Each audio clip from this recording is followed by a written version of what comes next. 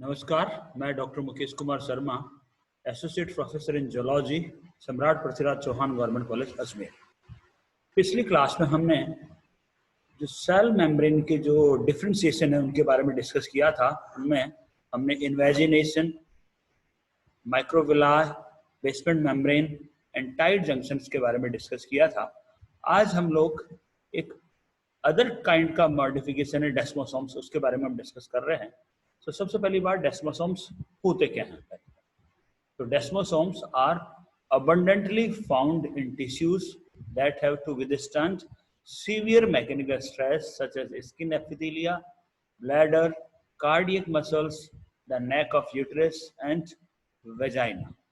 Basically होता क्या है कि ये जो डेस्मोसोम्स होते हैं ना, ये उन टिश्यूज में पाए जाते हैं जो कि सीवियर मैकेनिकल स्ट्रेस को विदस्टैंड करते हैं, यानी सहन करते हैं।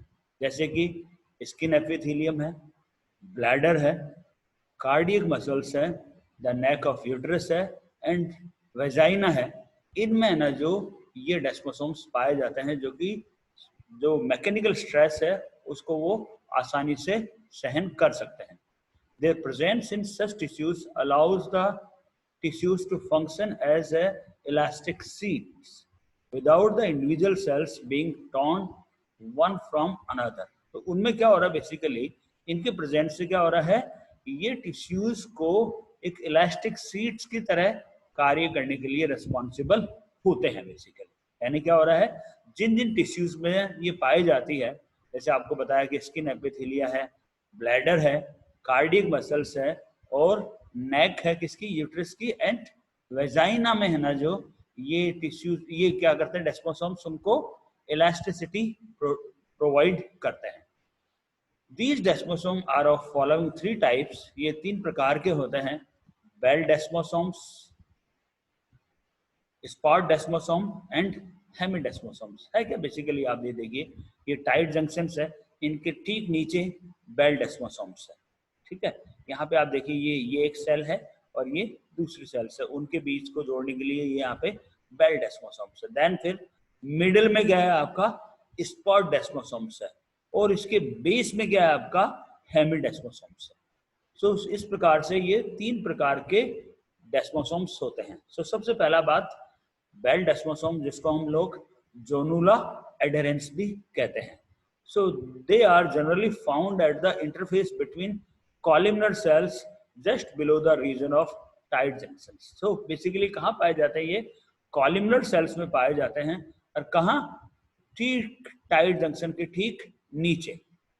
They form a band that form a girdle around the inner surface of plasma membrane. This band contains a web of 6 to 7 nanometer actin microfilaments and another group of interwoven intermediate filaments of 10 nanometer. Actin microfilaments are contractile and intermediate filaments plays a structural role. At bell desmosome, the plasma membrane of adjacent cells are parallel, thicker than usual and 15 to 20 nanometer apart. The intercellular spaces between them is filled with an amorphous material. ये एक other diagram है, इसमें आप देख सकते हैं, देखिए आप, माइक्रोविलाई है, यहाँ पे टाइट जंक्शंस है, यहाँ पे ये आपका बेल डेस्मोसोम है जिसको हम लोग जोनुला एडेरेंस भी कहते हैं। उसके बाद में आपका ये डेस्मोसोम्स आ गया और ये आपका हेमिडेस्मोसोम्स आ गया।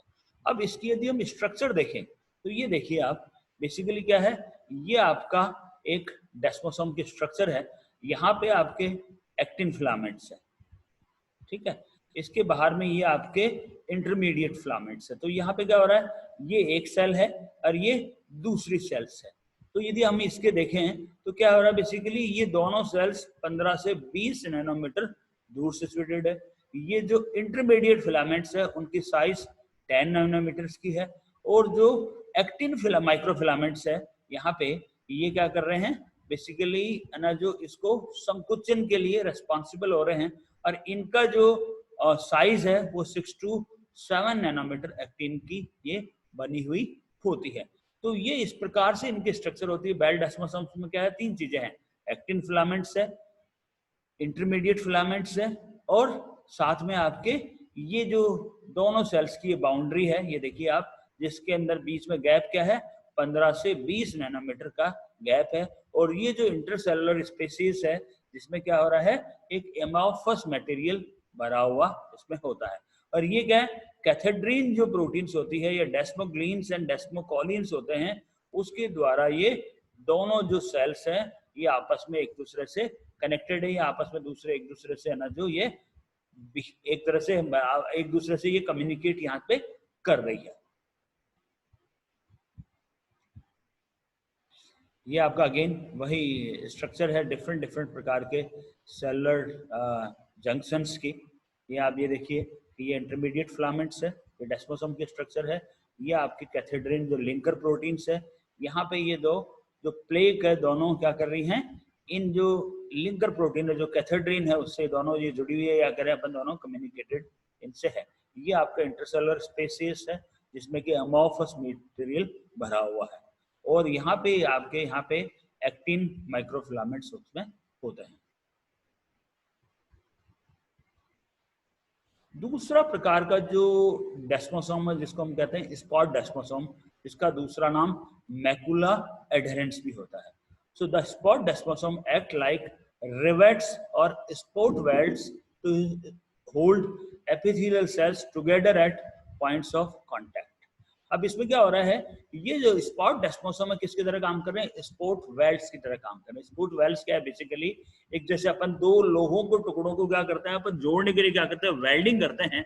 इसी तरीके प्रकार से क्या होता है, ये क्या करते हैं स्पॉट डेस्मोसोम, एपिथेलियल सेल्स है उनको है ना, जो जहां पे दोनों जुड़ रहे हैं, दो एपिथेलियल सेल जहां पे जुड़ रही है, यानी at a point of contact, वहां पे क्या कर रही है, ये एक स्पोर्ट वेल्स का या रिवेट्स का काम कर रही है, जिससे क्या हो रही है, दोनों को वो होल्ड रख रही है।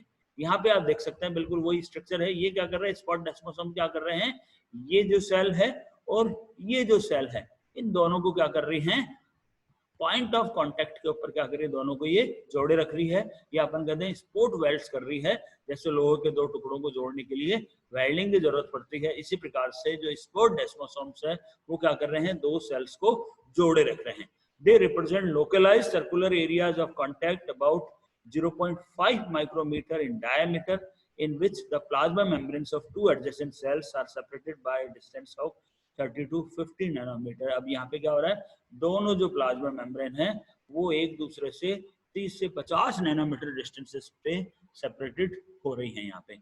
और वो किससे जुड़ी हैं, आपके स्पॉट डेस्मोसोम से, या अपन कहते हैं मैकुला एडहेरेंस से। इसकी स्ट्रक्चर वही है आपके, ये इंटरमीडिएट फिलामेंट्स है, यहाँ पे कैथेड्रिन जिपर है, ये क्या कर रही है, दोनों को जोड़े रख रही है और जिपर की तरह कार्य कर रही है। ये आपका अगेन ये प्लेक है, ठीक है, और यहाँ पे उसके बाद में एक्टिन माइक्रोफिलामेंट्स होते हैं। तीसरा प्रकार का जो डेस्मोसोम्स होता है वो कहते हैं हेमीडेस्मोसोम्स। यदि हेमीडेस्मोसोम्स क्या होता है, basically they are half desmosome which resemble spot desmosome but join the basal surface of an epithelial cells to a basal lamina. They anchor extracellular protein such as collagen and other proteins through the cells. अब यदि हम इसके structure यदि basically देखें तो यहाँ पे क्या हो रहा है, यदि अपन यहाँ पे इसकी स्पॉट डेस्मोसोम की स्ट्रक्चर, हेमीडेस्मोसोम की स्ट्रक्चर देखें तो ये देखिए आप, ये क्या कर रहा है, हेमीडेस्मोसोम है जो कि बेसल को जोड़ रहा है, कहां से, बेसल लैमिना से। ये क्या कर रहा है, हेमीडेस्मोसोम क्या कर रहा है, जो सेल का जो बेसल पार्ट है उसको बेसल लैमिना से ये जोड़ रहा है। तो इस प्रकार से तीनों डेस्मोसोम की स्ट्रक्चर हमने देख ली।